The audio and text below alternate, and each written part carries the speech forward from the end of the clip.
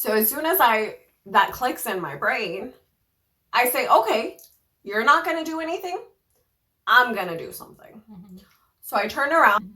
You have no right to my body. You have absolutely nothing to do with me. Get away from me.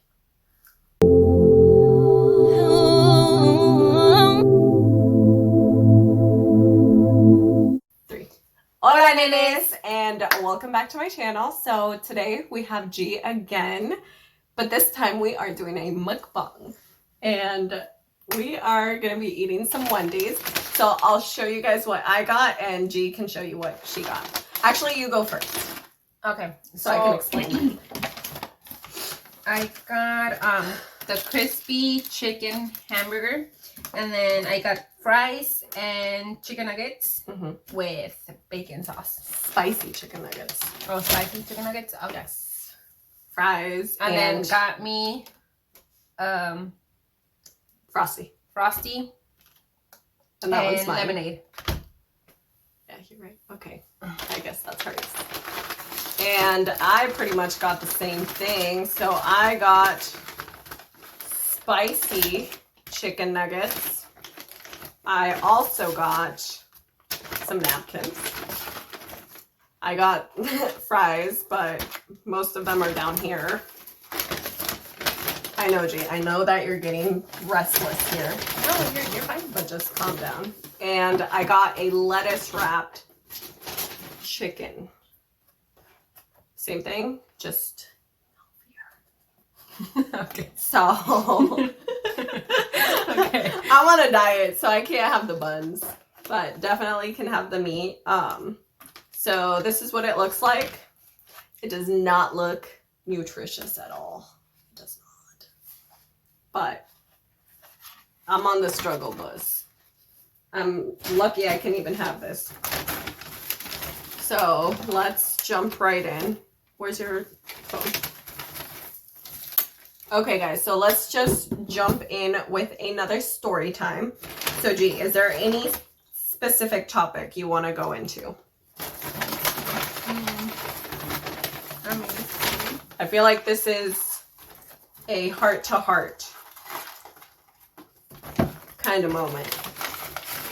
This food is making me salivate.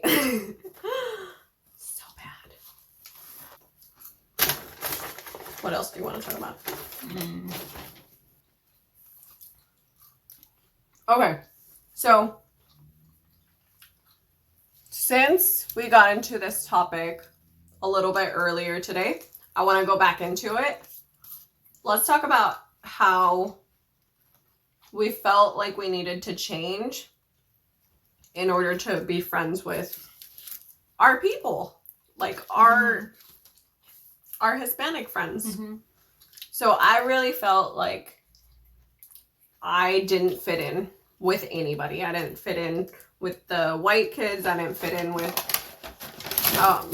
my black friends. You had a little crew though. The Persians. That wasn't until college though.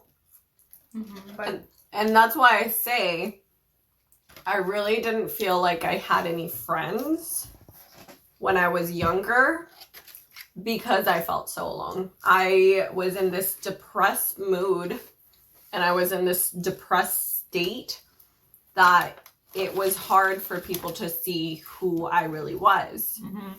So most people didn't even realize that I was depressed. It was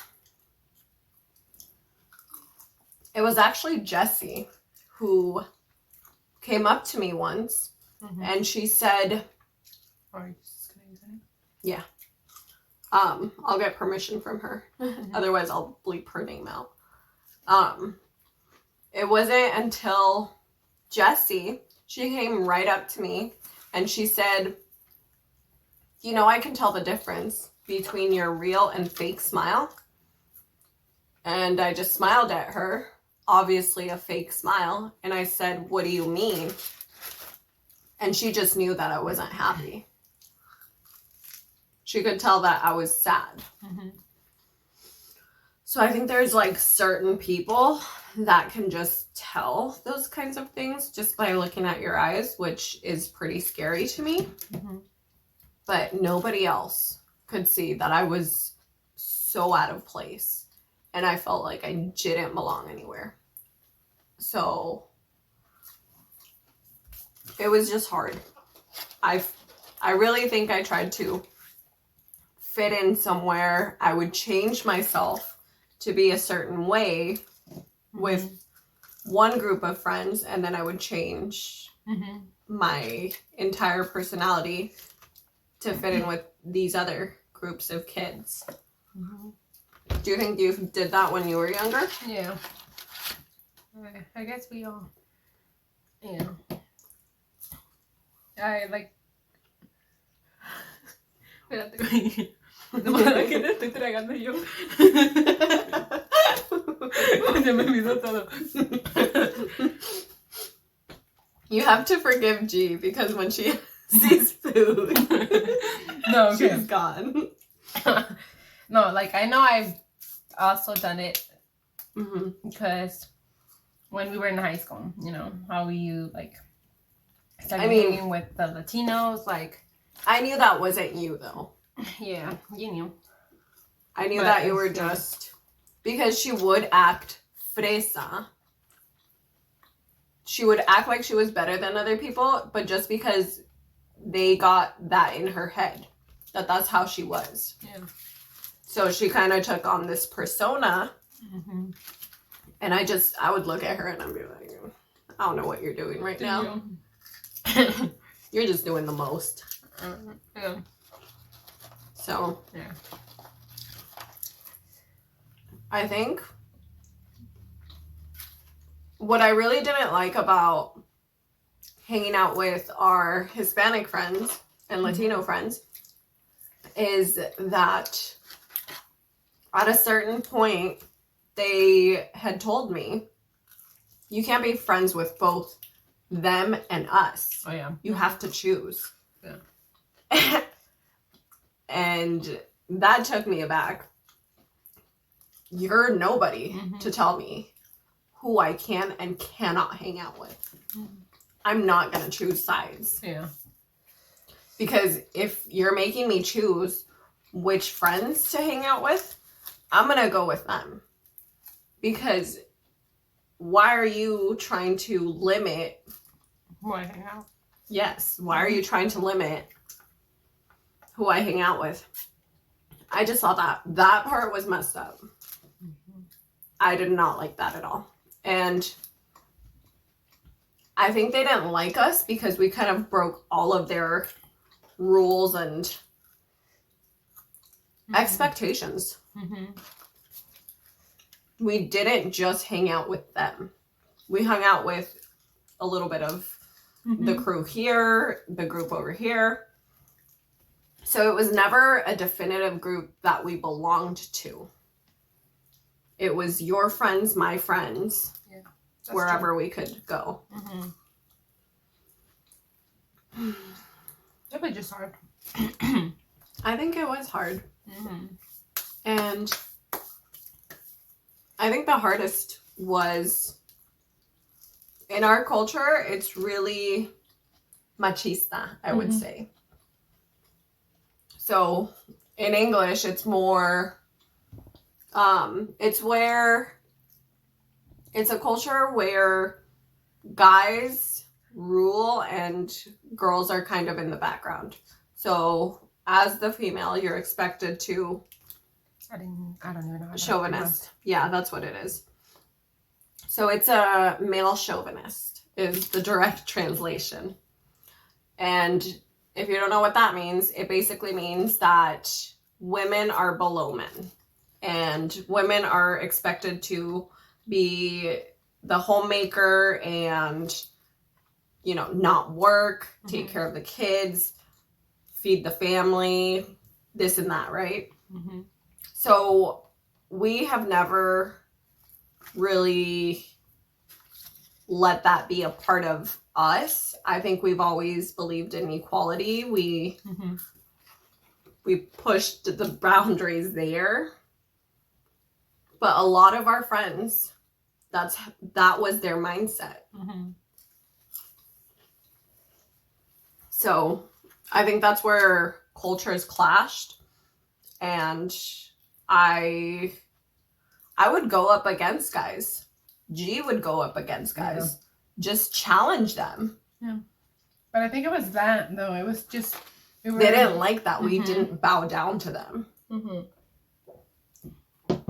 And a lot of the girls defended them. Because that's... Oh, boys will be boys. No. You're either going to respect me or we're done here. So, I think that was a lot of the issue. You demanded respect and I demanded respect. Yeah. And I think it was... That got us into a lot of trouble, though. Yeah. Okay, so I want to talk about... actually, I'm going to name him Tyler. I don't know if you remember this, but do you remember how there was this Hispanic kid who I was playing volleyball, and all of a sudden he came up from behind me and he grabbed my boobs? I remember. You remember that? So it was our vice principal. Do you remember the vice principal? Super tall? No. No? Okay. So our vice principal was literally right there. Okay. He saw everything.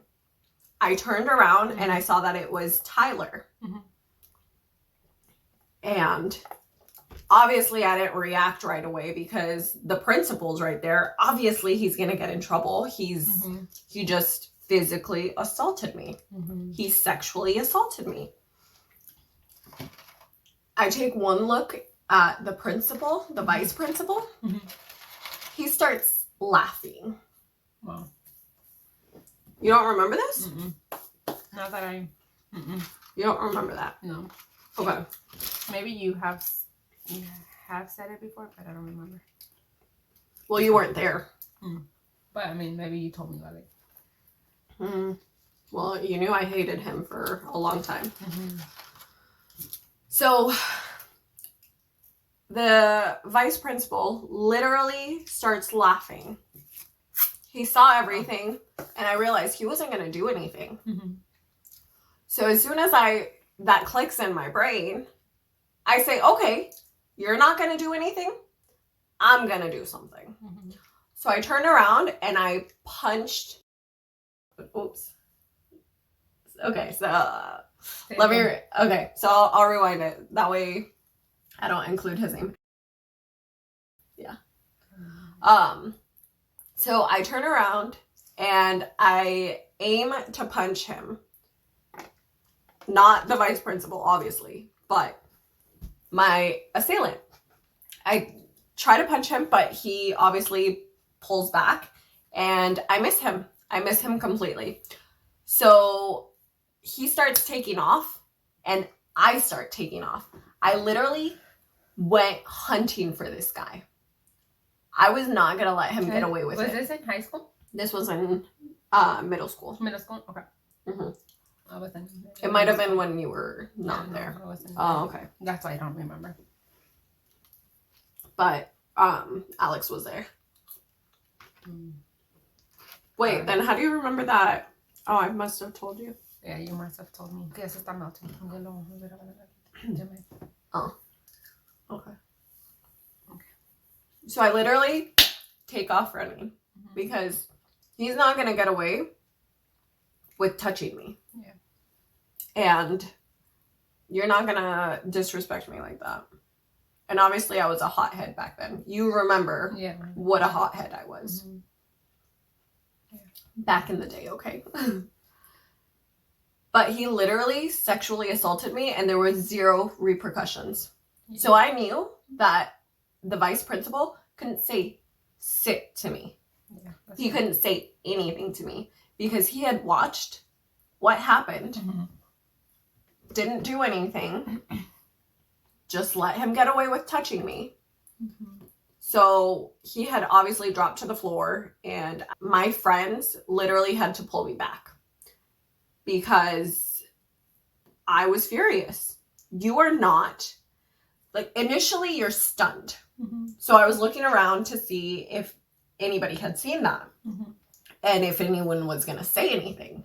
But after the initial shock, you're pissed. You're absolutely pissed off. So I wasn't just going to let some guy touch me like that. You're not going to come up from behind me and touch me like that. You have no right to my body. You have absolutely nothing to do with me. Get away from me. So after that, the Hispanic guys knew not to touch me. Because none of them ever tried anything again. I don't think so. I think they were all scared of you. I think they were afraid of me too. Because I wasn't afraid to fight them. Sorry, Mama. But I got it from you. If you think about it, I got it from you, Mama. Don't you remember the fights she told us about? Yeah, I remember. I have always respected my body. And no. If I say no, it means no. So sometimes you're forced into situations, obviously, where a guy is forcing you or you didn't let them do something. And to the girls that have experienced that, talk to, obviously, either your supervisors or talk to someone who's older and just have them face the consequences, because that's not okay. I mean, I know violence it's not is not easy. okay either. I know it's not easy because I had that situation, but I didn't say anything until someone that was you, I think. You were like, no, you have to say something. Do you want to talk about that? No, not in this video, but we can talk about that in the next video. Yeah. But I know it's scary and to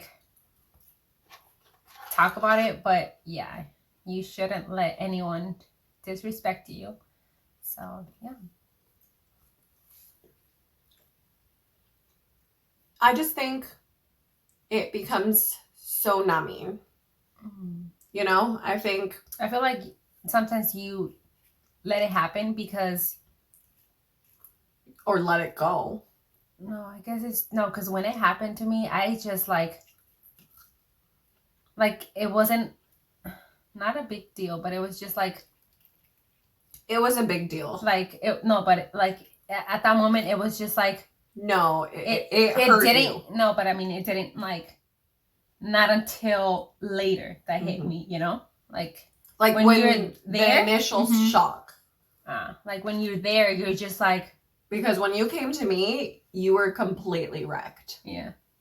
So that's another video, but I mean, it's within the same topic. Sure. So that's definitely something we can talk about. Yeah. So it was just in high school. So it was a new guy. We can name him George. Yeah, George. So it was George. He was a new guy, and then I had a few classes with him, and I thought he was a nice guy, you know. And he just started to talk to me. He said he needed help with the work because he was behind, and so we just talked. It was nothing. And then we talked, and we were in class together. I helped him with the homework and because he didn't speak English. Yeah. Oh yeah. So yeah, he didn't know English. So right after class. It was after lunch. No, but it happened during class, the end of class. Yeah, okay. The end of class. So we were heading out because we were already going on lunch, and he said, "Oh, come here," and then so I just got closer to him, and I was like, "Yeah," and then because it wasn't anything out of the ordinary. Yeah. So then, so I was just like, "What happened?" And then like he started touching me and like sexually assaulting you. Yeah. And so it was like it didn't hit me when I was there until later. Until like, oh my God, this actually happened. And then so then I came to tell Annie, and then she was like, no, you have to do something. If you don't, I am. And so, and I understand that was wrong on my part because it was something that she wanted to ignore. She wanted to sweep it under the rug. Yeah. But that's just something that I could not stand for. She was completely wrecked when she came to me, and she was emotionally damaged, and she just like was physically damaged too. She felt dirty. She like, I remember feeling this. I'm angry about it now. Like, to this day, I felt bad, yeah. He made you feel bad about yourself. Yeah. So that is what pissed me off the most. Guys have no claim over your body. Literally, your body is your own. Yeah. They cannot touch you unless you let them. They should not be allowed to touch you. And they're not. So if you're being touched, make sure to talk to someone. Make sure that they stop and that they're aware that you will talk to authorities or you will seek freaking justice, because that's not okay. Yeah. And I think when it happens to me, I just turn to violence back in the day. But when it happened to her, I demanded justice. I could not just physically fight him. I needed him to be expelled. I needed there to actually be consequences, because this is my baby cousin. Yeah. Like, and so, I was super protective of you. Like, yeah. Throughout that entire time, if anybody messed with you, I was right there. Yeah. I'm just kidding. Okay, well, thank you guys so much for watching this video, and I hope that we gave you some life lessons and poured our little heart outs too. So if you liked that video, make sure to hit that subscribe button so you never miss another episode with us. We are going to be doing quite a few videos together since our life was so involved with one another, and we have so many story times. So again, hit that notification bells, and we'll see you next time. Bye, Pollitos.